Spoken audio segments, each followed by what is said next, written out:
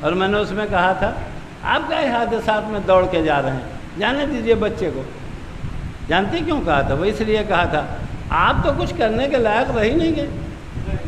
اگر وہاں کوئی ضرورت پڑی، لڑنا ہے، بھیڑنا ہے، کسی کو مارنا ہے یا مار کھانا ہے، تو ہم لوگوں کی کنڈیشن تو یہ ہو گئی ہے کہ اگر ایک تھپڑ بھی کسی نے مار دیا تو اب اٹھنے کے لائق نہیں ہے۔ اگر کچھ بدلہ لے سکتا ہے، کچھ دفاع کر سکتا ہے تو وہ دفاع کر سکتا ہے۔ مجھے کل کی مثال نہیں پڑھنا، مجھے آج والی بات کہنا ہے کہ کم سے کم انصار بننے میں جتنا کام تمہارا ہے ہمارا نہیں رہ گیا۔ اب یہ الگ سی بات ہے کہ پروردگار عالم ہمیں بھی جو ہے وہ مسلم ابن اوسجہ جیسی طاقت دے دے۔ دیکھیے اسپیشل طاقت اگر خدا دے دے تو میں یہ نہیں کہتا کہ آپ انصار نہ بنیں، لیکن انصار بننے کے بعد جتنی صلاحیت، جتنی طاقت آپ کے پاس پائی جاتی ہے اتنی بزرگوں میں نہیں پائی جاتی ہے۔ ابھی میں مصائب نہیں پڑھ رہا ہوں، میں خالی بچوں کو سمجھانے کے لیے یہ واقعہ سنائے دے رہا ہوں۔ جناب مسلم ابن اوسجہ کی کربلا میں جو سن ملتا ہے وہ تقریباً 90 سال کا ہے، بعض جگہوں پہ 96 سال کا، 96 سال کے۔ ہمارے سامنے جو مجمع بیٹھا ہوا ہے، اس مجمع کے ساتھ پریشانی یہ ہے کہ یہ جن لوگوں کو دیکھتا ہے وہ سب کے سب 50 60 70 سال کے اندر چلے جاتے ہیں۔ ہم لوگوں نے دیکھا ہی نہیں کہ جو لوگ 100 کراس کرتے تھے ان کی جسمانی کیفیت کیا ہو جاتی۔ کسی بھی جوان سے آپ پوچھیں، لیکن جو بزرگ بیٹھے ہیں وہ بتائیں گے ارے ہمارے دادا وہ تھے، یعنی ہمارے نہیں، آپ جیسے بزرگ ہیں، وہ بتائیں گے کہ ہمارے دادا وہ تھے کہ جو اتنا سن رسیدہ ہو گئے تھے کہ ان کی کمر کمان کی طرح سے جھک گئی تھی، ان کی پلکیں اتنی جو ہے وہ ہو گئی تھی کہ دیکھنے کے لیے ان کو جو ہے وہ ہاتھ سے ایسے، اب بھی آپ نے لوگوں نے دیکھا ہوگا کہ جب دور کی دیکھنا ہوتا ہے تو ہاتھ سے ایسے، اور جب جوان دور کی دیکھنے کے لیے پلک اوپر کرتے ہیں تو جو بوڑھا ہو گیا ہو اسے دیکھنے کے لیے کتنا محنت کرنا۔ تو ایسا بوڑھا تو ہم لوگوں نے دیکھا نہیں۔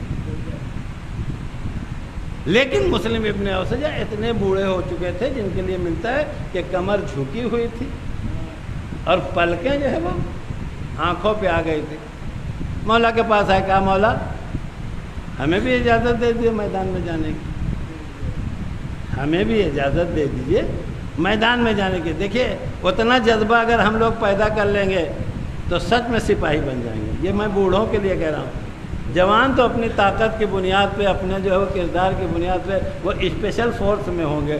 ہم لوگ جو بوڑھے رہیں گے اس زمانے میں ان کو حوصلہ پیدا کرنا پڑے گا، وہی ملے اولے گا نہیں۔ یہ آپ بالکل سوچیے۔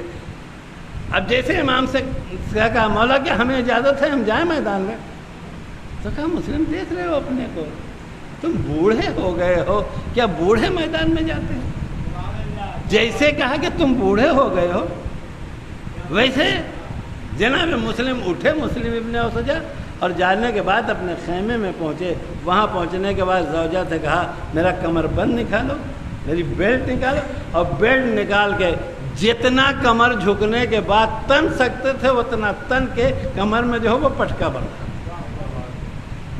دیکھیے جتنا، اب میں اس کیفیت کو نقل نہیں کر سکتا لفظوں میں، آپ خالی سوچئے کہ کیا کیفیت رہی ہوگی۔ ایک جس کی کمر جو ہے وہ تقریباً 90 انچ کا جو ہے 90 سینٹی گریڈ جو ٹیڑھا ہو چکا ہو، یعنی 90 ڈگری کا جو کوڑ بنا رہا ہو، زاویہ بنا رہا ہو، وہ جب کمر میں پٹکا باندھ کے سیدھا ہوگا تو 180 ڈگری کا نہیں ہو سکتا۔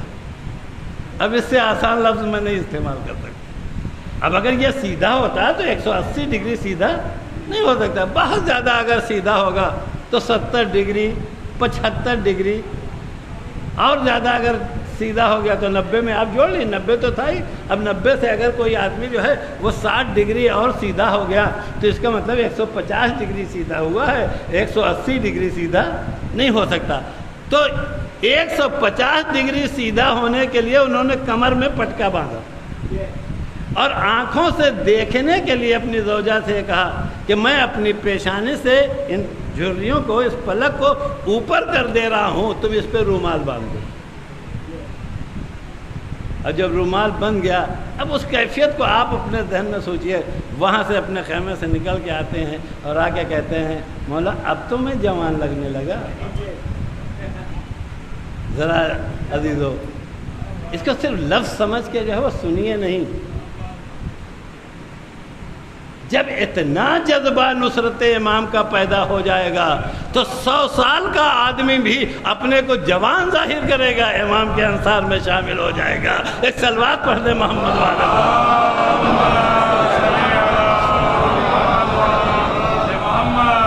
क्योंकि दरमियान में एक बात आ गई है, लिहाजा उसको कह दिया जाए। अब ये जुमला जो मैंने अपने बच्चों के लिए कहा है कि डॉक्टर बनो लेकिन इमाम को पहचान के बनो, इंजीनियर बनो लेकिन इमाम को पहचान के बनो। जानते हैं जुमला मैंने क्यों कहा? इसलिए कि इमाम का जो असल काम है, जिसको आप रोज़ सुनते रहते हैं कि नबी से शुरू हो के इमाम अस्करी तक सब ने हमें और आपको ये बताया है। नबी ने कहा मेरे 12 जानशीन होंगे और जो मेरा 12वां आएगा वो दुनिया को अदल व इंसाफ से भर देगा, दुनिया को अदल व इंसाफ से भर देगा। अब ये अदल व इंसाफ से भरने का क्या मतलब? यानी चारों तरफ जो है पोस्टर लग जाएगा कि अब अदल होगा, अब अदल होगा, अब अदल होगा। यह अमली तौर से अदल किया जाएगा, अमली तौर से अदल किया जाएगा, ना कि पोस्टर लगा दिया जाए। अमली अदल क्या है? उसकी एक छोटी सी मिसाल मैं आपको दे दूँ। ये कोरोना के ज़माने में इतना खौफ बिठा दिया गया कि बेचारा मरीज जो है वो बगैर इलाज के ज़्यादा मरा है, बीमारी से कम मरा है। आप पूरे का अगर हिसाब लगाएंगे तो आपको यही मिलेगा। क्या है साहब? इस वक्त सांस जो है वो फूल रही है, ऑक्सीजन की कमी है। जब तक कोरोना का टेस्ट कराएंगे 2 दिन के अंदर रिपोर्ट आएगी, तब तक खुद ही चले जाएंगे। अब मैं अपने बच्चों से पूछूंगा ये अदल है या जुल्म? इसका क्या नाम है भाई? कम से कम सोच के भैया, इसमें डरने की क्या जरूरत है? यानी एक आदमी मरीज हुआ और मरीज होने के बाद अब सारे डॉक्टर इतने डरे हुए हैं। अरे मैं तो डॉक्टरों की बात नहीं कर रहा हूँ, ये जो रूहानी डॉक्टर हमारे और आप जैसे, वो भी इतने डरे हुए हैं कि बाद शहरों से इत्तला आई कि जब उनसे कहा गया नमाज जनाजा पढ़ा दो तो कहने लगे ऑनलाइन पढ़ा देंगे। क्या हश्र था? अब मैं अपने बच्चों से पूछूंगा ये ऑनलाइन नमाज जनाजा जो है वो जुल्म था या आदल? एक जगह की इत्तला आई कि उन्होंने जो कफन वफन तो कोई मसला ही नहीं, कफन कौन देता है, वो तो एक प्लास्टिक में पैक होके आए हैं। इन्होंने क्या काम किया, 10-10, 15-15 मीटर का 2 टुकड़ा रखा और 2 टुकड़ों में इस तरीक़े से एक हिस्सा जो आगे का हिस्सा एक टुकड़े में रख दिया और उसके बाद जो है वो नीचे से कमर से नीचे का हिस्सा दूसरे टुकड़े में रखा और उधर से ऐसे जो है वो 2 आदमियों ने उठा लिया, 4 आदमियों ने, इधर से 4 आदमियों ने उठा लिया और उठाने के बाद उसको वैसे ही कब्र में डाल दिया। अब इसलिए कि उतरेगा कौन? कोरोना से आप पकड़ लेंगे। सबसे बड़ा मसला यह है कि कब्र में कौन जाएगा? अच्छा, बहुत से ये जो बहुत हंस रहे हैं इनका भी हश्र सुन लीजिए। एक मिट्टी में दिखाई नहीं दिए और हंस खूब रहे। ऐसे लोगों के जो ज़्यादा हंस रहा हो इसमें, उसके बारे में पता लगाइएगा, किसी मिट्टी में शहर में दिखाई न दिए। ऐसा माहौल बना हुआ था। एक जगह की तिलाई से आई 10 मीटर कपड़े में 2 लड़कों ने इधर एक एक कपड़ा पकड़ा, 2 ने तो 4 इधर हो गए और 4 इधर हो गए और उन्होंने क्या काम किया, नीचे उसको उतार दिया। अब किबला रू उतरा है, मुंह के बल गिरा है, कैसे गिरा है कुछ पता नहीं है। और उसके बाद वही ऊपर से इस्माई फहम। اچھا غریب یہ ہے کہ روح تو اتنی طاقتور ہوتی ہے، گھر سے بھی کہیں تب بھی سمجھ لے گی، اس میں آپ پریشان ہونے کی ضرورت نہیں ہے کہ روح اتنی کمزور تھی کہ اتنی دور سے پڑھا ہے تو نہیں پہنچی ہوگی، نہیں، روح تو بہت طاقتور ہوتی ہے، کہیں اور دور جا کے جو ہو پڑھتے ہیں۔ تو اب میں آپ سے پوچھنا چاہتا ہوں کہ جب ماحول ایسا بنا دیا گیا، ماحول ایسا بنا دیا گیا، تو ایسے ماحول میں یہ جو کام ہو رہا تھا، یہ کام ظلم ہے یا نہیں؟ ہو سکتا ہے کرنے والے نے غلط نہ کیا ہو۔ دیکھیے اب میں وہ نقطہ بچا کے یہ گفتگو کر رہا ہوں، ہو سکتا ہے کرنے والے نے غلط نہ کیا ہو، اس لیے کہ وہ کہہ سکتا ہے مولانا صاحب جان کا بچانا واجب ہے، لہذا کیا کرتا، باپ ہی صحیح کیسے اسے چھوتا، اس لیے کہ اگر میں اسے لے لیتا ہوں مجھے کورونا ہو جاتا تو میں خود اپنے کو ہلاکت میں ڈالنے والا ہوتا، میری موت خودکشی کی موت ہوتی۔ میں کہوں گا ٹھیک ہے، تم نے اپنے کو بچا لیا، خودکشی سے بچا لیا، تم نے اپنے اوپر ظلم نہیں کیا، لیکن جس کو ڈالا اس پہ تو ہوا۔ تو کیا جب ہمارا امام آئے گا تو اس طریقے کا ظلم ہوگا کہ ہم ظلم سے بچ جائیں گے اور دوسروں کو ظلم میں ڈال دیں گے؟ لہذا ضرورت اس بات کی ہے، ضرورت اس بات کی ہے کہ جس وقت امام آئے، ویسے آپ یہ سن لیجئے کہ جب امام آ جائیں گے تو کوئی کورونا نہ آئے گا، لیکن جب وہ پردے میں رہ کے کائنات کو روکے ہوئے ہے تو جب پردے سے باہر آئیں گے تو بلاؤں کو بھی روک لیں گے۔ یہ بات آپ بالکل پریشان، لیکن میں تو سمجھانے کے لیے کہہ رہا ہوں، اگر خدا نہ خواستہ ان کے آنے پہ ایسا ماحول پیدا ہو جائے تو فوراً ایک آواز اٹھے گی، ایک اسپتال چاہیے جہاں مومن کو علاج ہونا چاہیے۔ اب اسپتال کون بنائے گا؟ فوراً آواز ہے ایک اسپتال چاہیے۔ اسپتال کون بنائے گا؟ انجینئر بنائے گا، ڈاکٹر اسپتال نہیں بناتا۔ جب بن جاتا ہے تب خرافات شروع کرتا ہے، ایک ڈاکٹر اسپتال نہیں بناتا۔ اسپتال کون بنائے گا؟ پہلے انجینئر نقشہ بنائے گا، اس کے بعد جو ہے وہ مستری اس پہ اینٹیں جوڑے گا، اس کے بعد جو ہے وہ مزدور اس میں لا کے یہ ساری چیزیں جو ہے وہ فراہم کرے گا۔ اب میں اپنے جوانوں سے پوچھنا چاہتا ہوں، ایک اسپتال بنانے کے لیے 5-6 قسم کے لوگ چاہیے۔ فوج میں شامل ہو گئے تو کہ مولا کہیں گے کہ اے میرے سپاہی تجھے اسپتال بنانا ہے، تو تم کہو گے جا رہے ہیں سڑک سے پکڑ کے لے کے آئیں گے، یہ سپاہی کا کام کریں گے؟ نہیں ہے دیدو۔ اب جب مولا آئیں گے کہیں اسپتال کی ضرورت ہے تو ہم ہی میں سے کھڑے ہو کے کہنا پڑے گا کہ مولا ہم انجینئر اسی لیے بنے تھے تاکہ آپ کی حکومت میں اسپتال ہم بنوائیں، مولا ہم ڈاکٹر اسی لیے بنے تھے تاکہ آپ کی حکومت میں مریضوں کا علاج ہم کریں۔ لہذا کوئی صاحب یہ نہ سوچے کہ تنہا جو ہے وہ دین اور مذہبی پڑھنا کمال ہے، مولا کی حکومت کے لیے ڈاکٹر چاہیے، لہذا ڈاکٹر بننا کمال ہے، انجینئر چاہیے، انجینئر بننا کمال ہے۔ حد یہ ہے، اب اس جملے کو سنیے، اگر مولا کی حکومت کی صفائی کے لیے جھاڑو لگانا سیکھنا ہے تو یہ بھی کرنا پڑے گا، اس لیے کہ سپاہی کی شان نہیں ہے کہ جو ہے وہ کپڑے دیکھ دیکھ کے کام کرے۔ سپاہی امام زمان تو وہ ہوگا کہ جو وہ کہتے جائیں کرتا چلا جائے۔ ایک صلوات پڑھ دیں محمد والا۔ دیکھیں یہ سب بڑا مشکل کام ہے۔ اچھا ہمارے ساتھ جانتے ہیں کیا پریشانی ہے؟ ہم اس سبحان اللہ کے لیے خالی جب پڑھیں گے تو مولا سے تلوار ہی چلائیں گے۔ نہیں، تلوار چلانا یہ کام ہے، جب بگڑے ہوئے نہ سدھریں تب تلوار کا کام ہے۔ اور کوئی ضروری نہیں ہے کہ سدھارنے کے لیے گردن، جب گردن کٹ جائے گی تو سدھرے گا، کام تو مر گیا۔ اسی لیے میں نے 2 دن پہلے کی گفتگو میں ایک جملہ کہا تھا، برا مارنا نہیں ہے دین میں، برے سے برائی کو مارنا ہے۔ اس لیے کہ اگر کسی نے برا مار لیا تو مار دیا تو کون سا کمال، تو ختم ہو گیا۔ کمال تو تب ہے کہ برا رہ جائے، برائی ختم ہو جائے۔ اب سمجھ میں آیا، یہ جو روایات میں ملتا ہے کہ جب امام آ جائیں گے تو شیر اور بکری ایک جگہ پانی پینے لگیں گے، شیر اور بکری ایک جگہ پانی پینے لگیں، اس کا مطلب کیا ہے کیا شیر پھاڑ کے کھانا؟ اس زمانے کے شیر جو ہے وہ گھاس کھانے لگیں گے؟ کیا مطلب شیر کا؟ آج کے زمانے کا شیر جو ہے وہ گوشت کھا رہا ہے، اس زمانے کا شیر جو ہے وہ کیا گھاس کھانا شروع کرے گا؟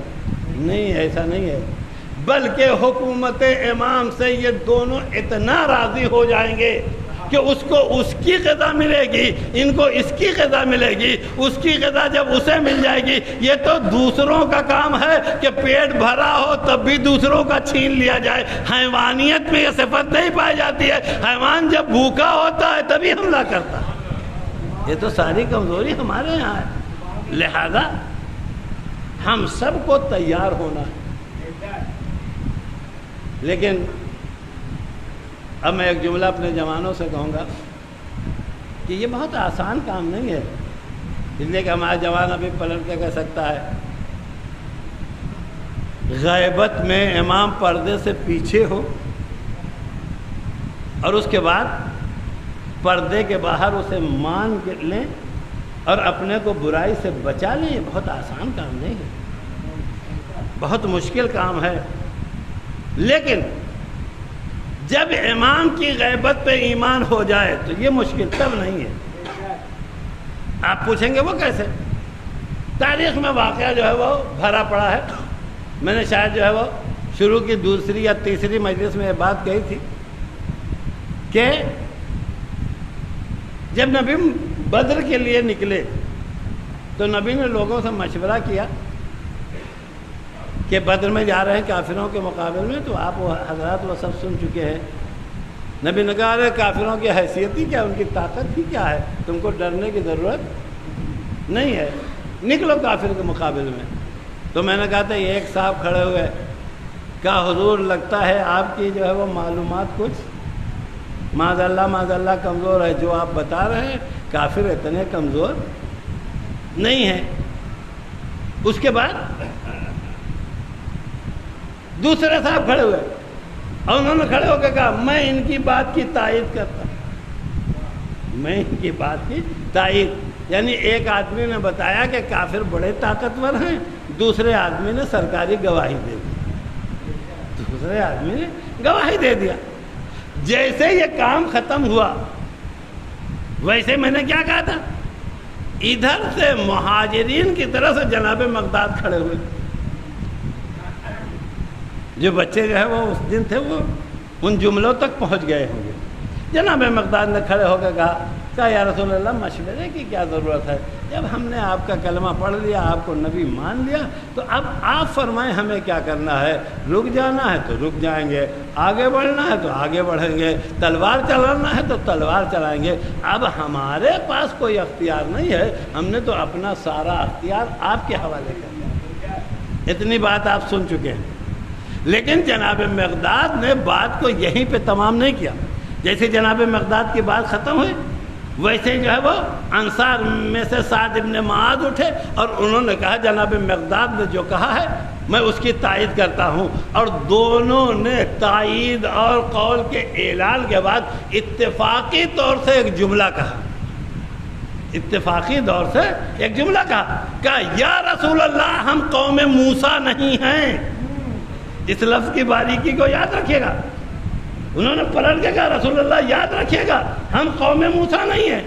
اب میں اپنے جوانوں سے پوچھوں گا اس جملے کا مطلب کیا جو مقداد کہہ رہے ہیں کہ ہم قوم موسیٰ نہیں ہیں، ہم قوم موسیٰ نہیں ہیں، اس کا مطلب یہ ہے کہ مقداد پکار کے کہہ رہے ہیں جب موسیٰ میدان میں بھیج رہے تھے یہ قوم موسیٰ کا طریقہ تھا کہ انہوں نے کہا اے موسیٰ تم جو ہے جاؤ میدان میں لڑنے کے لیے، ہم یہیں بیٹھے ہوئے ہیں، جب فتح کر کے آ جاؤ گے مال غنیمت لوٹنا ہوگا تو ہم بھی چلیں گے۔ تقریباً انہی لفظوں میں قرآن مجید نے اس بات کو نقل کیا ہے کہ جب جنگ کے لیے موسیٰ لے کے نکلے تو قوم موسیٰ بیٹھ گئی اور بیٹھ کے کیا کہتی ہے، دیکھیے حضور ہم یہیں بیٹھے ہیں، بالکل اسی کوے والی گفتگو تھی جو گلہری سے کر رہا کہ ہم یہاں بیٹھے ہوئے ہیں، آپ جائیے لڑ کے آئیے۔ تو جناب مقداد نے کہا کہ ہم قوم موسیٰ نہیں ہیں، کہ آپ سے نصرت کا وعدہ کر کے جب میدان میں جانا ہو تو ہم کہیں ہم یہاں بیٹھے ہیں، آپ جا کے اور آپ کے بھائی جا کے لڑکے جو ہے وہ واپس آ جائیے، اس لیے کہ انہوں نے یہی کہا تھا اب آپ اور آپ کے بھائی جا کے لڑے، ہم یہاں پہ بیٹھے ہوئے ہیں۔ عزیزو ایک منظر تو ہم نے دیکھا، قوم موسیٰ وہ کمزور قوم ہے جو اپنے نبی سے کہتی ہے کہ میدان میں جان دینے کے لیے تم اور تمہارے بھائی جاؤ۔ جناب مقداد نے کہا یا رسول اللہ ہم اس قوم میں نہیں ہیں، اگر کوئی وقت ایسا آ جائے گا تو پہلے ہم جان دیں گے، آپ اور آپ کے بھائی کی جان بچائیں گے۔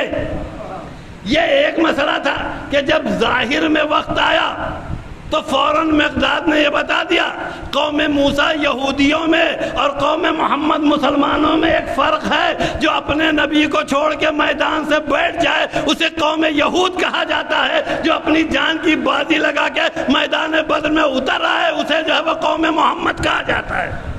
یہ ایک فرق۔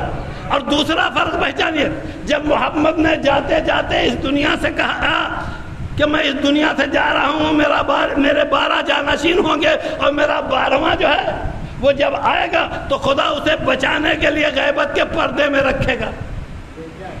کوئی تو فرق ہونا چاہیے قوم موسیٰ کی غیبت میں اور محمد کے آخری نائب کی غیبت میں۔ اب آپ جا کے قرآن پڑھ کے دیکھیے، قرآن میں لکھا ہے کہ ادھر سے حکم پروردگار آیا کہ اے موسیٰ، یہ جو آپ روز ایک بات لے کے چلے آتے ہیں اور آ کے کہتے ہیں کہ قوم یہ پوچھ رہی ہے آپ اس کا جواب دیجیے، تو ایسا کیجیے کہ آپ اکٹھے ہی 30 دن کے لیے آ جائیے، طور پہ آ جائیے اور 30 دن تک ہم دونوں راز و نیاز کی بات کریں گے، جتنی چیزوں کی ایک انسانیت کو ضرورت ہوگی، جن قانون کی، سب تمہیں بتا دیں گے۔ جناب موسیٰ اپنی قوم کے سامنے آیا اور آنے کے بعد جناب موسیٰ نے ان لوگوں سے کہا دیکھیں میرے خدا نے مجھے طور پہ بلایا ہے تنہائی میں، اور اب میں 30 دن کے لیے تمہاری نگاہوں سے اوجھل ہو رہا ہوں، 30 دن کے لیے اب ہم تمہارے سامنے نہ رہیں گے۔ یعنی موسیٰ، اب میں اپنے لفظوں میں کہوں گا، 30 دن کے لیے موسیٰ غائب ہونے والے یا غیبت میں جانے والے۔ اب جناب موسیٰ گئے اور وہاں جو ہے وہ گفتگو پروردگار سے ہونے لگی، پروردگار اپنے قوانین دے رہا، کچھ نہ کچھ تو دے ہی رہا ہوگا، اس کی تفصیل تاریخ میں نہیں ہے۔ لیکن جب 30 دن پورا ہو گیا، تو ادھر سے پھر آواز قدرت آئی، کہا موسیٰ ایسا کرو بھی 3 دن میں جو ہے وہ ساری باتیں پوری نہیں ہو پائی ہیں، 10 دن اور رک جاؤ۔ کیا کہا؟ 10 دن اور رک جاؤ۔ 30ویں دن پوری قوم لگی ہوئی تھی، کوہ طور کی طرف نگاہ اٹھا کے دیکھ رہی تھی کہ اب آ رہے ہیں۔ اس وقت پروردگار عالم نے موسیٰ کو 10 دن کے لیے اور روک لیا۔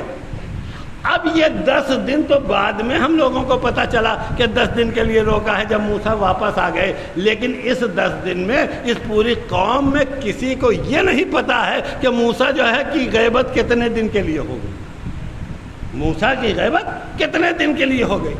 صرف 10 دن کی نامعلوم غیبت کے بعد قوم موسیٰ کا عالم یہ ہوا کہ قوم موسیٰ میں سے سامری پیدا ہو گیا، اور اس سامری نے لوگوں سے سونا ادھار لے لے کے اور اس کے بعد ایک بچڑا بنایا۔ واقعہ آپ کا سنا ہے جس جملے کے لیے میں آپ کو لا رہا ہوں، اس نے ایک بچڑا بنایا۔ لیکن اب سب سے بڑی مشکل جانتے کیا؟ سب سے بڑی مشکل یہ ہے، سونے کا بچڑا، گائے کا بچہ، یہ کیسے بولے گا؟ لہذا اس نے سن رکھا تھا کہ اگر کہیں کسی نبی سے متصل کوئی چیز مل جائے اور اس کو اس بچڑے کے منہ میں ڈال دیا جائے تو بولنے لگے گا۔ دیکھیے بچے غور سے اس بات کو سنیں، بنایا گیا، ادھار مانگ مانگ کے سونا جمع کیا، سونے سے جو ہے وہ گائے کا بچہ بچڑا بنایا، اور اسے بلوانے کے لیے اب اس نے تلاش کرنا شروع کیا۔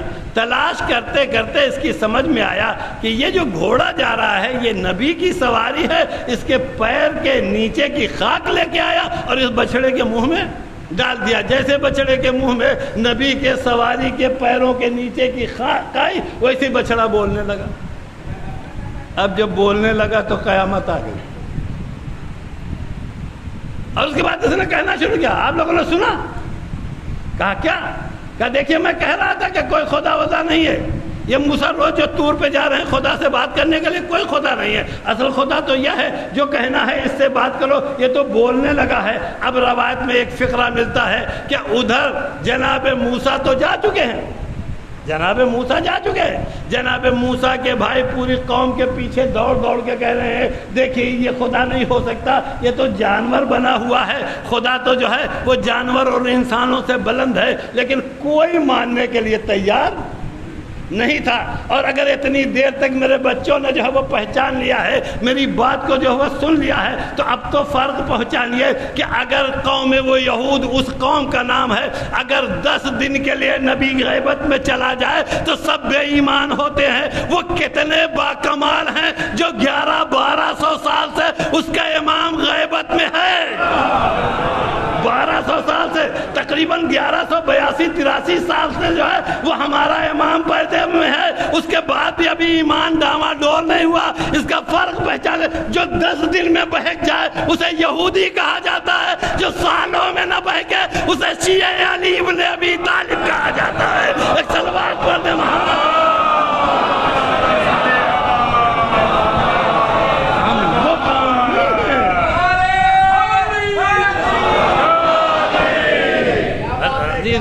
ہم وہ قوم نہیں ہیں جو بہک جائیں۔ آج بھی اتنے بڑے مجمع کا بیٹھا رہ جانا وہ اس بات کی علامت ہے کہ تقریباً 1200 سال سے غیب پہ ایمان رکھے ہوئے ہیں، غیب پہ ایمان رکھے ہوئے ہیں، لیکن ابھی تک جو ہے کردار میں لغزش نہیں پیدا ہوئی ہے۔ یہ تو یہودیوں کا معاملہ ہے جو تھوڑے تھوڑے دنوں میں بدلتا رہتا ہے۔ اب سمجھ میں آیا، جس دن امام پردے سے باہر آئے گا، جس دن امام پردے سے باہر آئے گا تو امام کے ساتھ وہی رہیں گے جس کا ایمان ادھر ادھر نہ ہوتا ہو۔ اسی لیے کل میں نے کہا تھا کہ کوئی صاحب یہ پوچھے کہ کیوں، اس کی وجہ یہ ہے کہ 4 معصومین نے ہمیں اور آپ کو بتایا ہے کہ ہمارے امام کی مثال اس سورج کی ہے کہ جب وہ بادلوں کے پیچھے چلا جائے۔ کل میں نے گوشے کی طرف اشارہ کیا تھا، اس کی وجہ جانتے کیا ہے؟ آج کے یہ دور جو پڑھے لکھے جوان ڈاکٹر، انجینئر، MBA BBA بچوں کا ہے، ان کے سامنے جب کوئی ایسی بات کیجیے جو آج کے مزاج کے اعتبار سے ہوتی ہے تو بات ان کی جلدی سمجھ میں آتی ہے۔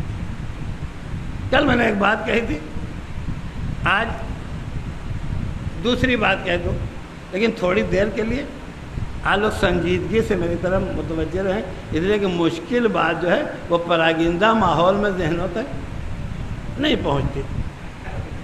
اب یہ سارے بچے ہیں اور سب تقریباً اس بات سے متفق ہوں گے کہ یہ جو دنیا کا نظام ہے، زمین ہے، چاند ہے، سورج ہے، کہکشاں ہے، مریخ ہے، عطارد ہے، دیکھیے آپ اپنے انگریزی میں نام سوچیے گا، ہم تو اردو والا بتا رہے ہیں اور انگریزی والا مجھے آتا بھی نہیں، لیکن یہ بہرحال جس کو ہم نے مریخ کہا اس کا مطلب یہ کوئی ایک ہے، جس کو میں نے عطارد کہا وہ اپنا نام جو ہے وہ جا کے کوئی کسی ایسے سے پوچھ لیجئے گا جس کو اردو بھی آتی ہو، جس کو انگریزی بھی آتی ہو۔ لیکن یہ جو آپ سے کہا گیا کہ روز بڑھ رہے ہیں، ثوابت و سیارات پہلے 7 تھے، اب 7 سے 9 ہوئے، اب کچھ لوگوں نے اور بڑھا دیا، لیکن یہ سب کے سب چاہے 9 ہو، چاہے 7 ہو، چاہے 11 ہو، چاہے 13 ہو، سب کے سب ایک نظام کے تحت چل رہے ہیں، ایک قانون کے تحت چل رہے ہیں، اور اس پورے قانون کے مجموعے کا نام ہے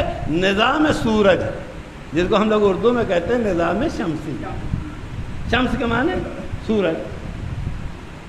اب یہ کیا چیز ہے؟ دیکھیے میں اپنی زبان میں سے سمجھانے کی کوشش کروں گا، بقیہ چیزیں آپ لوگ جو پڑھ چکے ہیں اپنے حساب سے سوچیے۔ اس کا مطلب یہ ہے کہ پروردگار عالم نے اپنی اس کائنات میں، یہ تو ہم لوگ اوپر نیچے دیکھ رہے ہیں، یہ جو دیکھ رہے ہیں کہ ہم بیٹھے ہیں نیچے، سورج ہے اوپر، لیکن وہ جو نظام پروردگار عالم نے بنایا ہے، جو علمی دنیا ہے، علمی دنیا میں یہ نہیں لکھا ہے کہ سورج اوپر ہے زمین نیچے، ایسا نہیں ہے، بلکہ جن بچوں نے جو ہے وہ کتابیں پڑھی ہیں اور کتاب میں جو نقشہ بنا ہوا ہے، معلوم ہوا ایسے دائرے میں ایک جگہ بڑا سا سورج بنا ہوا ہے، اس کے بعد اس کے کچھ دور کے بعد ایک دائرہ کھینچا، کہا یہ زمین ہے، کچھ دور کے بعد جو ہے وہ کہا یہ چاند ہے۔ اس کا مطلب یہ پورا ایک نظام بنا ہوا ہے، جس نظام کو کہا جاتا ہے نظام شمسی۔ میں آپ سے پوچھوں گا، جب اس میں 9 یا 11 یا 7 عدد ہے تو اس نظام کا نام نظام ارضی کیوں نہیں رکھا گیا؟ اس نظام کا نام نظام ارضی کیوں نہیں رکھا گیا؟ یہ زمینی نظام ہے۔ اس نظام کا نام جو ہے وہ نظام قمری یا چاند کا نظام ہے، کیوں نہیں رکھا؟ کوئی نہ کوئی تو خصوصیت سورج میں پائی جاتی ہے، کوئی نہ کوئی خصوصیت سورج میں پائی جاتی ہے کہ جس کی وجہ سے اس پورے قانون کو، پوری حرکت کو، پوری ان کی زندگی کا نام رکھا گیا نظام شمسی۔ اب یہاں پہ جو ہے علماء فلکیات اور علماء فلسفہ نے ایک جملہ لکھا ہے کہ سارے نظام کا نام نظام مریخ اس لیے نہیں رکھا گیا، نظام کا نام نظام عطارد اس لیے نہیں رکھا گیا کہ کسی سیارے میں، کسی کرے میں یہ طاقت نہیں پائی جاتی ہے کہ وہ سب کو روکے رکھے۔ اگر اس نظام کو جو ہے وہ زمین کے حوالے کر دیتے تو زمین 2-4 دن خود تو چل سکتی ہے، لیکن زمین اپنے ساتھ چاند کو بھی لے کے چلے، یہ زمین میں طاقت نہیں پائی جاتی۔ زمین اپنے ساتھ سورج کو بھی لے کے چلے، اس میں یہ طاقت نہیں پائی جاتی۔ لہذا نظام کو بکھرنے سے روکنے کے لیے پروردگار عالم نے اس پورے نظام کو سورج کے حوالے دیا، اور سورج میں اتنی طاقت پیدا کر دیا کہ وہ ادھر سے زمین کو بھی کھینچے ہے، ادھر سے عطارد کو بھی کھینچے ہے، ادھر سے مریخ کو بھی کھینچے ہے، ادھر سے چاند کو بھی کھینچے ہوئے، اور ایسا کھینچے ہوئے ہے کہ سب کو ان کی حیثیت سے چلا رہا ہے، کسی کو بھاگنے نہیں دے رہا۔ دیکھیے اس باریکی کو یاد رکھیے گا، نظام کا نام ہے نظام سورج، اور اس نظام کے بادشاہ کا نام ہے سورج، اور بادشاہ اتنا قوی ہے کہ اگر کسی دن زمین کہے کہ ہم تو جا رہے ہیں، کہ اتنی طاقت تم میں نہیں ہے کہ ہم سے الگ ہو کے چلے، یہ جتنا چل رہی ہو یہ تو ہماری کشش کی وجہ سے ہے، ہم اپنی کشش چھوڑ دیں۔ لیکن اب یہاں پہ تک شاید بچوں نے اپنی کتاب میں نہ پڑھا ہو، پروردگار عالم نے سورج میں قوت کشش تو رکھی کہ وہ زمین کو بھی کھینچے ہے، وہ چاند کو بھی کھینچے ہے، تاکہ نظام بکھرنے نہ پائے۔ لیکن جب کسی کے پاس زیادہ طاقت ہو جاتی ہے، کسی کے پاس زیادہ طاقت ہو جاتی ہے تو ایک خطرہ پیدا ہو جاتا ہے۔ وہ خطرہ جانتے ہیں کیا؟ کہیں زیادہ نہ کھینچ لے۔ اور ایک بات آپ سن لیجیے، ابھی آپ نے 2 سال پہلے سنا تھا نا کہ وہ برف پگھل رہی ہے اور سورج زمین سے قریب ہو رہا ہے۔ ایک بکواس سنا تھا کہ نہیں سنا؟ اس کا مطلب یہ ہے، اور جبکہ نظام میں یہ ہے کہ اگر ایک ذرہ برابر بھی سورج زیادہ کھینچ رہے تو زمین آگ کا گولا بن جائے گی، زمین آگ کا جو ہے وہ گولا بن جائے گی۔ عطارد کو اگر تھوڑا سا کھینچ لے تو اب عطارد نہ رہے گا، پورا سیارہ وہ ہو جائے گا۔ لہذا پروردگار عالم نے جہاں سورج کو کشش کی طاقت دیا، اور طاقت دینے کے بعد اس سے یہ کہہ دیا کہ دیکھ تجھے میری مرضی کے مطابق چلنا ہے، نہ کسی کو زیادہ کھینچنا ہے نہ کسی کو کم کھینچنا ہے، لیکن چونکہ خطرہ پایا جاتا تھا، سورج کے ہاں اس بات کا خطرہ پایا جاتا تھا کہ کہیں زیادہ نہ کھینچ لے، لہذا ایک طاقت زمین کو بھی دی، ایک طاقت جو ہے وہ زمین کو بھی دی، ایک طاقت جو ہے وہ چاند کو بھی دی، اور اس طاقت کا کیا نام ہے؟ دفاعی طاقت۔ اس طاقت کا نام ہے دفاعی طاقت، یعنی سورج چاہتا ہے کھینچ کے اپنی طرف لے آئے، زمین اپنی طاقت سے اتنا ہی جاتی ہے جتنا جانے کی ضرورت ہے، جتنا جانے کی ضرورت ہے۔ اب میں اپنے لفظوں میں ایک بات کہنا چاہتا ہوں، اس نظام کا نام سورج رکھا، اس لیے سورج رکھا تاکہ پورا نظام پراگندہ نہ ہونے پائے، بکھرنے نہ پائے، زمین اپنی جگہ پہ رہے، چاند اپنی جگہ پہ رہے، مریخ اپنی جگہ پہ رہے، اور ان کو بھی طاقت دیا کہ کہیں جو ہے اس کے اندر گھمنڈ و غرور نہ پیدا ہو جائے۔ جب ہم مادیات کی دنیا میں آئے، چونکہ غرور کے امکانات پائے جاتے تھے، تو جہاں قوت کشش دیا وہیں قوت دفاع بھی دیا۔ اب اس کے بعد میرا جملوں کی قدر پہچانیے، امام پکار کے کہہ رہے میری مثال سورج کی ہے، میری مثال جو ہے وہ سورج کی ہے، اور ایسی مثال ہے کہ جب وہ جو ہے وہ بادلوں کے پیچھے چلے جائے، اب نہ کہیے گا جس طریقے سے پورے نظام کو روکے رکھنے کے لیے سورج میں قوت کشش پائی جاتی ہے، اسی لیے خدا نے امام کو سورج بنایا ہے تاکہ کوئی بکھرنے نہ پائے، جو ادھر جا رہا ہے اسے بھی کھینچے، جو ادھر جا رہا ہے اسے بھی کھینچے، اس لیے کہ بکھرنے کا خطرہ ہے، بکھرنے کا خطرہ ہے۔ اب نظام کائنات کا باقی رہنا وہ اس بات کی علامت ہے، نہ انسانیت بکھر سکتی ہے، نہ جنہ بکھر سکتے ہیں، نہ فرشتے بکھر سکتے ہیں، جب تک جو ہے امامت کا سورج رہے گا، امامت کا سورج رہے گا۔ میرا جو ہی جوان کہہ سکتا ہے کہ کیا بکھرنے کی کوئی تاریخ ہے یا نہیں، ہم نے تاریخ میں یہ منظر دیکھا ہے، جیسے ہی آفتاب رسالت غائب ہوا، اب بکھرنے کا منظر خود نگاہوں کے سامنے آ گیا۔ ایک صلوات پڑھ دے محمد۔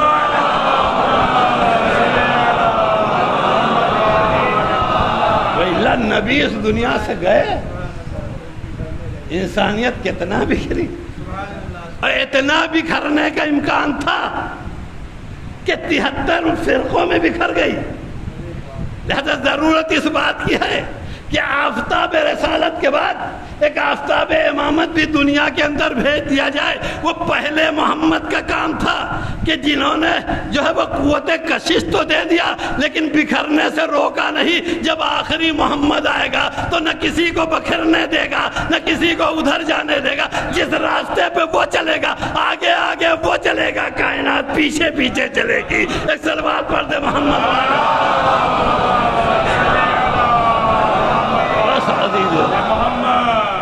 اب سمجھ میں آیا کہ جو پردے میں ہے وہ سورج ہے، وہ بکھرنے سے روکتا ہے۔ شاید یہی وجہ ہے میں آپ سے پوچھنا چاہتا ہوں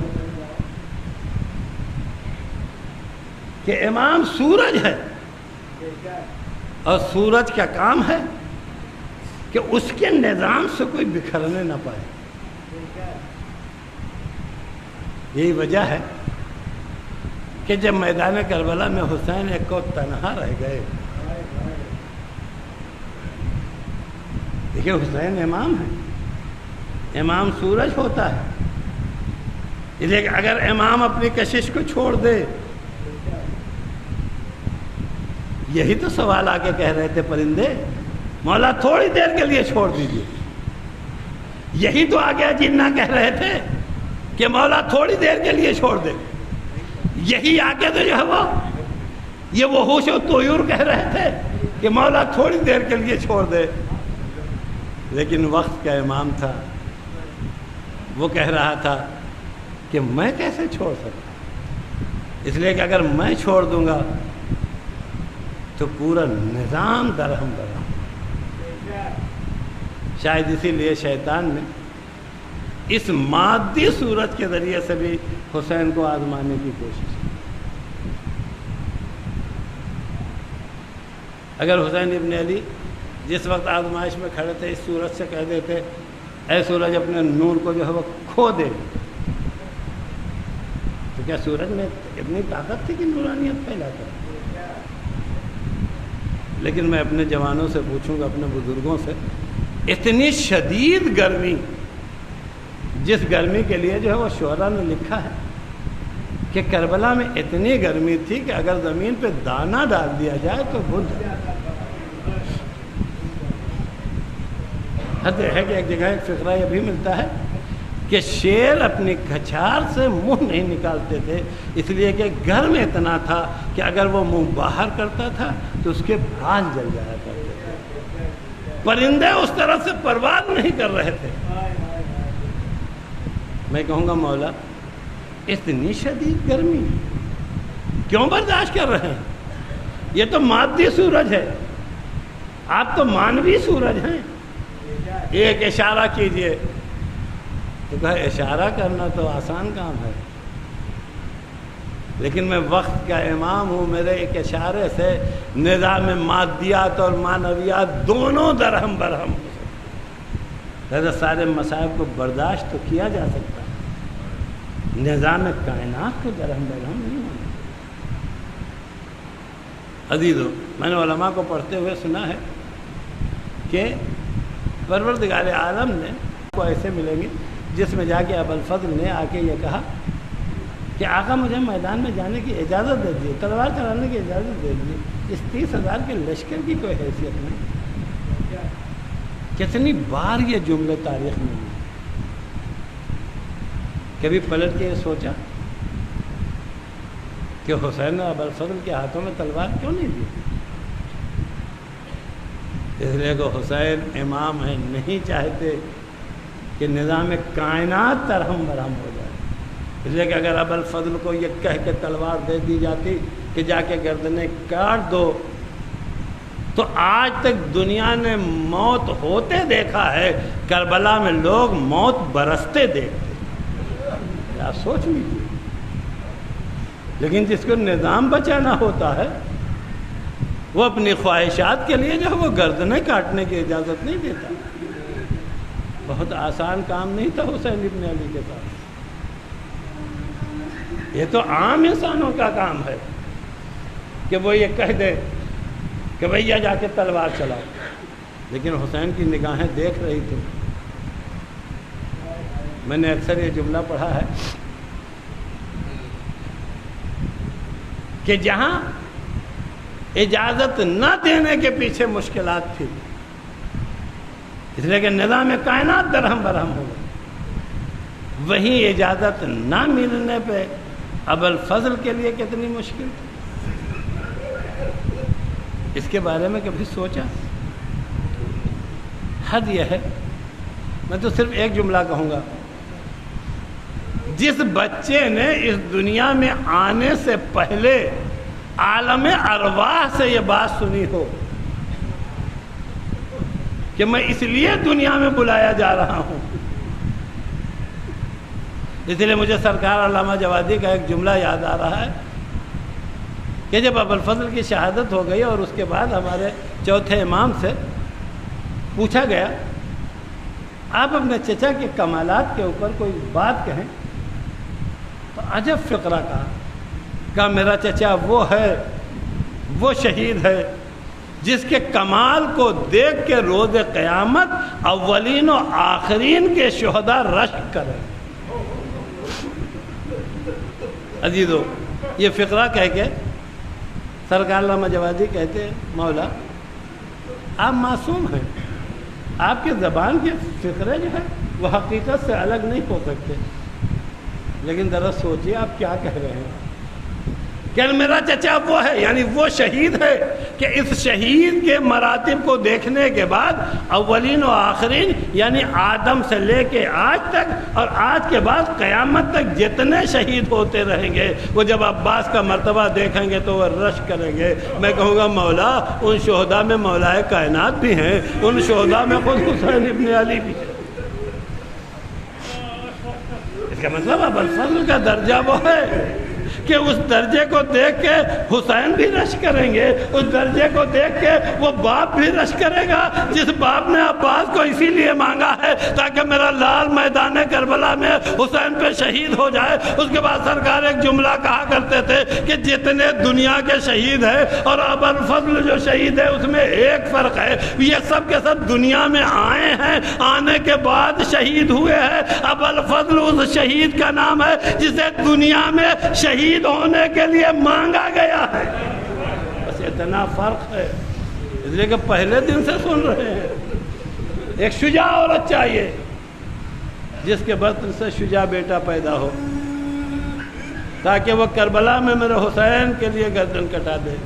اس کا مطلب علی آج جب عباس کو مانگ رہے ہیں تو بیٹے کے لیے نہیں مانگ رہے ہیں، شہادت کے لیے مانگ رہے ہیں۔ اب اس سے بڑا کوئی شرف نہیں ہو سکتا۔ اب آپ خود انصاف سے بتائیں،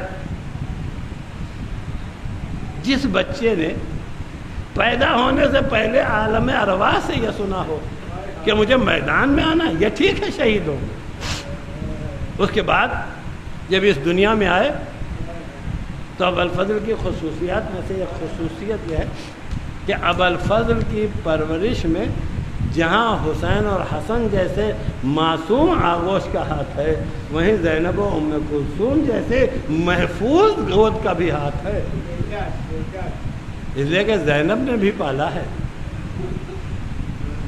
سن 26 میں جناب عباس کی ولادت ہوتی ہے اور جناب زینب سن 5 میں پیدا ہو چکی، تو زینب نے عباس کو اپنی آغوش میں کھلایا ہے۔ تاریخ لکھے یا نہ لکھے، لیکن جب کھلاتے کھلاتے عباس کے لبوں کو چومتی رہی ہوں گی تو یہ ذہن میں خیال ضرور آتا ہوگا، اس لیے کہ جب تاریخ میں ملتا ہے کہ جب حسین اور زینب بیٹھتے تھے تو اکثر کربلا کا تذکرہ کرتے تھے،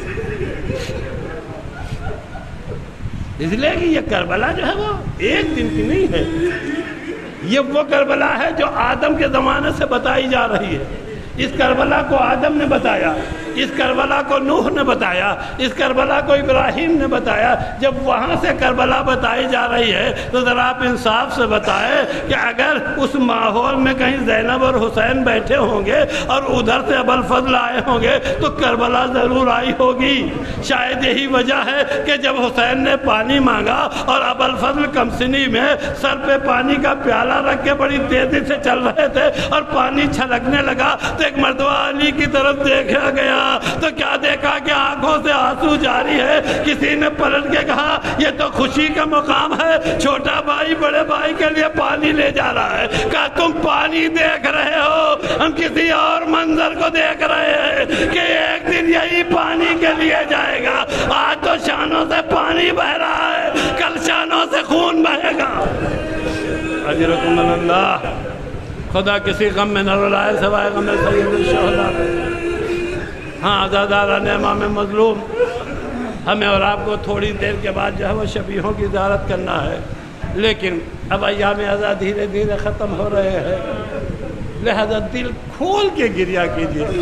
روایت کہتی ہے جس نے ولادت سے لے کے کربلا تک بارہا سنا ہو کہ ہمیں ایک کربلا کے لیے مانگا گیا ہے، ہمیں ایک کربلا کے لیے مانگا گیا ہے، اور اگر وہ کربلا 2 محرم کو مل جائے تو اب 8 دنوں میں اس کے جذبات کیا رہے ہوں گے؟ وہی جذبات تھے جو خیمے میں بیٹھ کے تلوار پہ سائیکل ہو رہا تھا، وہی جذبات تھے جو پرہرے پہ لکھا جا رہا تھا نصر من اللہ و فتح قریب۔ لیکن ایک مرتبہ حسین قریب آئے، کہا بھیا ہمیں تلوار چلا کے کربلا نہیں جیتنا ہے، لہذا لکھو انا للہ و انا الیہ راجعون۔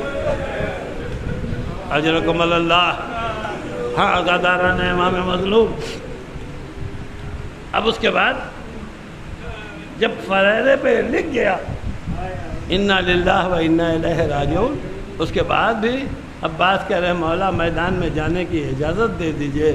حسین کہہ رہے تمہیں کیسے بھیج دوں، تم تو لشکر کے علمبردار ہو۔ دھیرے دھیرے وہ وقت آیا کہ اب لشکر ختم ہو چکا ہے، کوئی نہیں بچا ہے، ادھر سے تانے پہ تانے دیے جا رہے ہیں کہ ہو تو کسی کو بھیجو۔ کہ ایک مرتبہ حسین ابن علی آگے بڑھے، یہ کہہ کے عباس کو نہیں بھیجا کہ جاؤ یہ جو ہے وہ تانے دے رہے ہیں ان کو ان کا جواب دے دو، بلکہ آگے کہتے ہیں بھیا عباس سکینہ پیاسی ہے، اس کے لیے پانی کا انتظام کرو۔ عزاداران امام مظلوم، میں نے کتابوں میں بھی دیکھا اور علماء کو بھی پڑھتے ہوئے سنا ہے، جب آگے جناب ابوالفضل نے جناب سکینہ سے مشک مانگا تو بچی دوڑ کے گئی، مشکیزہ لے آئی اور لے آنے کے بعد مشک بہ چچا کو دیا۔ چچا نے مشکیزے کو علم میں باندھا اور باندھ کے گھوڑے پہ سوار ہو کے مقتل میں جانے لگے۔ عباس مقتل میں جا رہے تھے، سکینہ خیموں میں جا رہی تھی اور بچوں سے کہہ رہی تھی بچوں گھبراؤ نہیں، اب کی بار میرا چچا پانی لینے کے لیے گیا ہے، اب ہم پیاسے نہ رہیں گے۔ اجرکم اللہ۔ خدا ان آوازوں کے اوپر رحمت و برکت نازل کرے۔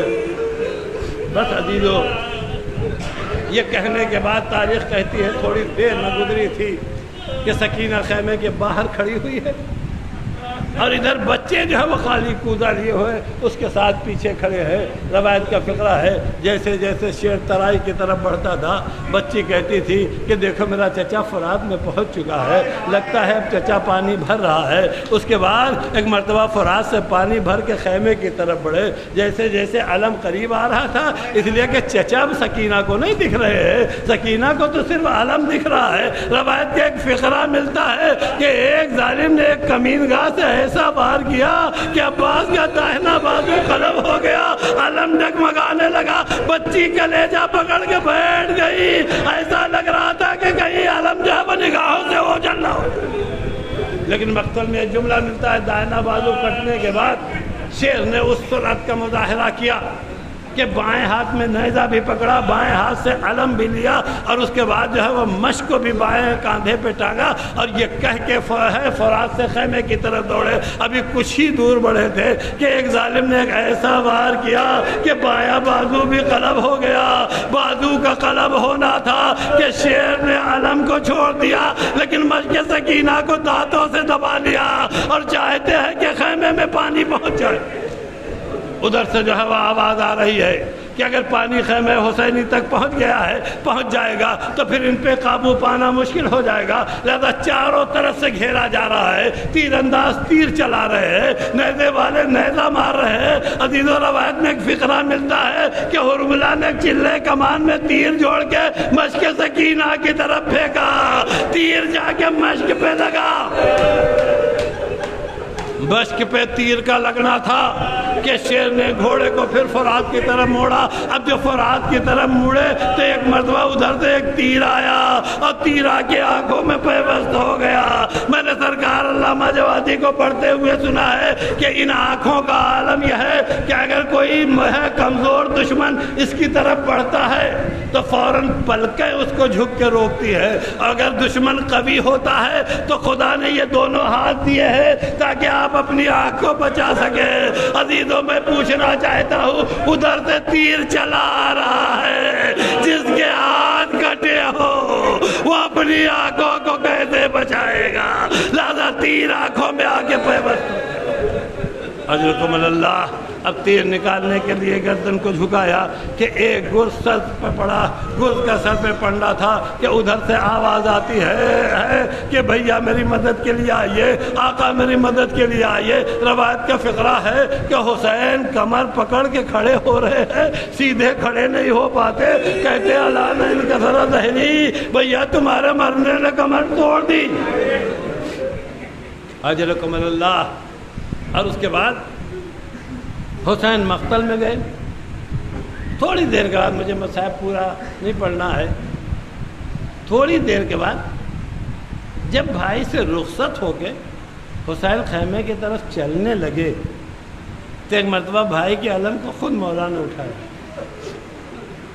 میں نے علماء کو پڑھتے ہوئے سنا ہے اب جب دوبارہ علم اٹھا، جتنی دیر میں علم گرا تھا اور اس درمیان کے وقفے میں سکینہ ساکت کھڑی ہوئی، لیکن روایت کے فقرہ ہے کہ جیسے علم دوبارہ اٹھا ایک مرتبہ پھر پلٹ کے بچوں سے کہتی ہے بچوں گھبراؤ نہیں، دیکھو چچا کا علم آ رہا ہے، گھبراؤ نہیں، دیکھو چچا کا علم آ رہا ہے۔ عزیزو اب ادھر سے تھوڑا سا اطمینان ہوا کہ علم آ رہا ہے، لیکن روایت کا ایک فقرہ ہے کہ حسین علم لے کے آئے اور آنے کے بعد خیمے کے باہر گردن جھکا کے کھڑے ہو گئے۔ وہ چاروں طرف سے آواز آ رہی ہے، کوئی پوچھ رہا ہے کہ میرا بھیا کہاں ہے، سکینہ پوچھ رہی میرا چچا کہاں ہے۔ اب حسین کہیں تو کیسے کہیں کہ عباس شہید ہو گئے، اس لیے کہ حسین جانتے تھے جب عباس کی شہادت سے میری کمر ٹوٹ گئی ہے تو زینب پہ کیا گزرے گی، سکینہ پہ کیا گزرے گی۔ کہ ایک مرتبہ سکینہ کی نگاہ فرحرے پہ پڑی، خون ٹپک رہا تھا، بچی سمجھ گئی کہ اب چچا اس دنیا میں نہیں ہے۔ اجرکم اللہ۔ خدا کسی غم میں نہ لائے سوائے غم سید الشہداء پہ۔ علم نے بتا دیا کہ عباس شہید ہو گئے، لیکن کم سے کم اس وقت اتنا تو ہے، اگر بچی علم دیکھ کے نہ پہچانتی تو کچھ دیر کے بعد حسین کہتے کہ سکینہ تیرا چچا شہید کر دیا گیا، تیرا چچا مارا گیا۔ لیکن تاریخ کربلا میں ایک منظر اور دکھائی دے رہا ہے کہ جب سب کو قربان کر چکے، حد یہ ہے کہ علی اصغر کے گلے میں تیر لگ چکا، تو ایک مرتبہ حسین خیمے کی طرف آئے اور آگے کہتے ہیں کہ اے ام کلثوم تم پہ میرا آخری سلام، رقیہ تم پہ میرا آخری سلام، بہن زینب تم پہ میرا آخری سلام، اور ماں کی کنیز فضہ تم پہ بھی میرا آخری سلام۔ اور یہ کہہ کے ایک مرتبہ حسین ابن علی نے فضہ سے کہا فضہ وہ پرانا صندوقچہ لے کے آؤ جس میں میرا بوسیدہ لباس ہے۔ وہ صندوقچہ آیا، حسین نے اس میں سے اپنا کرتا نکالا، اسے چاک چاک کر کے پہنا۔ اس منظر کو زینب کھڑی دیکھ رہی تھی، اس لیے کہ زینب نے بارہا سنا تھا بابا سے کہ جب حسین اپنا وہ بوسیدہ کرتا پہننے لگے تو اب یہ سمجھ جانا کہ اب بھائی اور بہن میں جدائی ہونے والی ہے، اب تمہارا بھیا دوبارہ واپس ہونے والا نہیں ہے۔ عزیز و روایت کہتی ہے حسین جب کرتا زیب تن کر چکے تو ایک مرتبہ زینب آگے بڑھی اور بڑھ کے کہتی ہیں بھیا سب سے جو بھی گیا ہے وہ واپس نہیں آیا، اب تم بھی ہم کو چھوڑ کے جا رہے ہو۔ کہا بہن کیا کرے، دین کی حفاظت کے لیے مجھے اپنی قربانی پیش کرنا ہے۔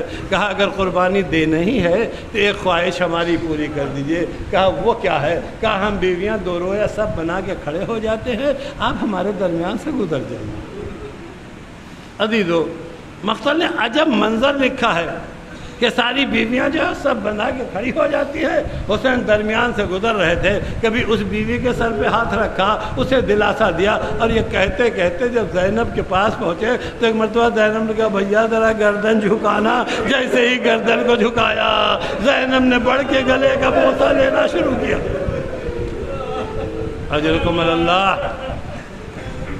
اس کے بعد تاریخ کہتی ہے کہ حسین نے کہا بہن ذرا بازوؤں سے ردا اٹھانا۔ جب زینب نے ردا ہٹایا تو حسین نے بازوؤں کو بوسہ دیا۔ زینب نے کہا تھا ابھی تھوڑی دیر کے بعد اسی گردن کے اوپر خنجر چلے گا۔ حسین نے بتایا میری شہادت کے بعد ان بازوؤں میں رسی باندھی جائے گی۔ یہ کہہ کے حسین ابن علی باہر آئے، اور آنے کے بعد اب کبھی داہنے دیکھتے ہیں کبھی بائیں دیکھتے ہیں اور سوچ رہے ہیں اسب پہ باوفا کھڑا تو ہے، سوار ہو تو کہتے ہو، لیکن ایک مرتبہ مقتل کی طرف خطاب کر کے کہتے ہیں اے میرے شیرو، اے میرے دلیرو، تمہیں کیا ہو گیا ہے؟ تمہیں تمہارا حسین بلا رہا ہے، آؤ حسین کو سوار کرو۔ ادھر لاشیں تڑپ رہے تھے، ادھر خیمے کا پردہ ہٹا، زینب باہر آئی اور آگے کہتی ہے بھیا اگر آج عباس و علی اکبر سوار کرنے کے لیے نہیں ہے تو بہن تمہیں سوار کر دے رہی۔ اجرکم اللہ۔ حسین خیمے سے باہر آئے، گھوڑے پہ سوار ہوئے، سوار ہونے کے بعد مقتل کی طرف چلے۔ دیکھیے اب سیدانیہ خیمے میں ہیں، حسین مقتل میں ہیں، اور درمیان میں بڑا فاصلہ ہے۔ بیویوں کو یہ خبر نہیں ہے کہ وہاں کیا ہو رہا ہے۔ یہ جو آپ روایت سنتے ہیں کہ زینب تلے زینبیہ پہ آئیں، یہ تو جب شور اٹھا اور فضہ نے بلندی سے دیکھا کہ اب حسین دکھائی نہیں دے رہے ہیں تو فضہ نے جا کے خبر دیا تھا، لیکن نگاہوں سے اوجھل ہونے کی خبر فضہ نے دیا ہے۔ فضہ نے جو ہے وہ حسین کے شہید ہونے کی خبر نہیں دیا ہے۔ اسی لیے مقتل میں جملہ ہے کہ جیسے ہی سنا کہ اب حسین نہیں دکھائی دے رہے ہیں، زینب خیمے سے نکلی، اور نکلنے کے بعد جو حضرات زیارت کے لیے گئے ہیں اس منظر کو اگر نگاہ میں رکھیں گے تو اندازہ ہوتا ہے، کوئی صاحب یہ نہ سوچے کہ ادھر خیمے لگے ہوئے تھے اور وہاں دور فوجیں کھڑی ہوئی تھی اور زینب سازگار ماحول میں تلے زینبیہ تک آ گئی۔ نہیں عزیزو، زینب جب خیمے سے نکلی ہیں تو زینب کے سامنے فوجی چاروں طرف بکھرے ہوئے تھے۔ یہ زینب کی دلیری ہے کہ ان فوجیوں کے درمیان، ان اسلحوں کے درمیان اپنے بھائی کی محبت میں دوڑتی ہوئی تلے زینبیہ تک آئی، اور وہاں کھڑی ہو کے جب دیکھا تو بھائی نشیب میں تھا، شمر ذبح کرنا چاہتا تھا۔ ایک مرتبہ پکار کے کہا پسر سعد تو کھڑا دیکھ رہا ہے اور میرا بھائی ذبح ہو رہا ہے۔ اجرکم اللہ۔ میرے بچوں، میرے عزیزوں، زینب وہاں تک آئیں ابھی حسین ذبح نہیں ہوئے ہیں. زینب نے بھائی کو نشیب میں زخمی تو دیکھا ہے لیکن کٹی ہوئی گردن کے ساتھ ابھی نہیں دیکھا. اس لیے کہ روایت میں ایک فقرہ ہے، جیسے زینب نے پکارا کیسر صاحب تو دیکھ رہا، ایک مرتبہ حسین نے سر اٹھایا اس عالم میں، اس لیے کہ کانوں میں بہن کی آواز آئی. یہ غیرت ہاشمی گوارا نہیں کر رہی تھی کہ بہن جو ہے وہ خیمے سے باہر آ جائے، لہذا آنکھوں سے اشارہ کیا زینب خیمے میں واپس جاؤ. لہذا اب زینب خیمے کی طرف آگے بڑھی. اگرچہ روایات میں زینب تک خبر پہنچنے کی بہت سی وجوہات ہیں. یہ ساری وجہیں تو ہیں کہ زمین کربلا ہلنے لگی، اس کا مطلب یہ ہے کہ کوئی حجت خدا اس دنیا سے اٹھا، آسمان سے خون برسنے لگا. جب یہ ہم اور آپ سمجھ رہے ہیں تو علی کی بیٹی تو بہرحال سمجھ گئی ہوگی، لیکن آثار سے تو زینب نے جان لیا کہ بھائی ذبح ہو گیا، لیکن کوئی بتانے والا نہیں تھا کہ تیرا بھائی ذبح ہو گیا. اس لیے کہ اب زینب دوبارہ آئے تو کیسے آئے؟ اس لیے کہ دشمنوں کا نرغہ ہے، بھائی نشیب میں ذبح ہو چکا ہے. ابھی زینب اسی پشو پیش میں تھی کہ ایک مرتبہ تاریخ نے ایک منظر لکھا کہ جب حسین زخموں سے چور ہو گئے تو ایک مرتبہ گھوڑے کی گلے میں باہیں ڈال دیا اور ڈال کے کہا اے اس پہ با وفا اب آخری خدمت ہے، مجھے آسانی سے زمین پہ اتار دے. گھوڑے نے اپنے پیروں کو پھیلایا، فرزند فاطمہ کو زمین پہ اتارا، ادھر شمر لعین بڑھا، وہ بے ادبی کی کہ فضائے کربلا میں آواز گونجنے لگی الا قتل الحسین بکربلا. عزیزو، اب گھوڑا ہے جو زخموں سے چور ہے. ذرا آپ سوچیں، جہاں سوار کے جسم کے اوپر 4000 تلواریں ہوں، جہاں سوار کے جسم میں 2000 سے زیادہ تیر پیوست ہوں، تو گھوڑا کتنا زخمی رہا ہوگا. اسی لیے کہتی ہے زین ڈھلا ہوا تھا، باگھیں کٹی ہوئی تھی، یہ سارے مناظر تھے اس گھوڑے. لیکن اس کے بعد وفاداری یہ تھی کہ اب یہ گھوڑا سوچ رہا ہے کہ میرا سوار شہید ہو گیا، بیٹی کو ابھی پتہ چلا یا نہیں، بہن کو معلوم ہوا یا نہیں. اسی لیے روایت کہتی ہے کہ اس پہ باوفا تھوڑی دور پہ کھڑا ہوا تھا. جیسے یہ فوجیں ہٹی ایک مرتبہ دوڑتا ہوا لاش حسین کے پاس آیا، کٹی ہوئی گردن سے اپنی پیشانی کو مس کریا اور مس کرنے کے بعد سیدھے خیمے کی طرف دوڑا.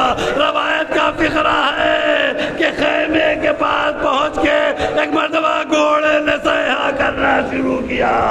سکینہ باہر نکلا، پکار کے کہنے لگی یا مرکب ابھی، اے میرے بابا کے گھوڑے، کیا میرے بابا کو وقت آخر پانی ملا تھا، یا میرے بابا کو پیاسا ہوا تھا.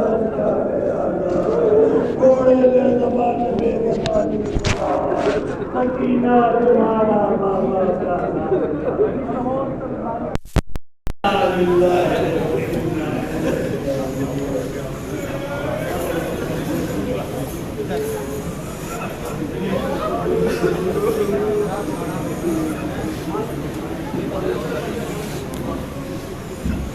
یہ اندر کیا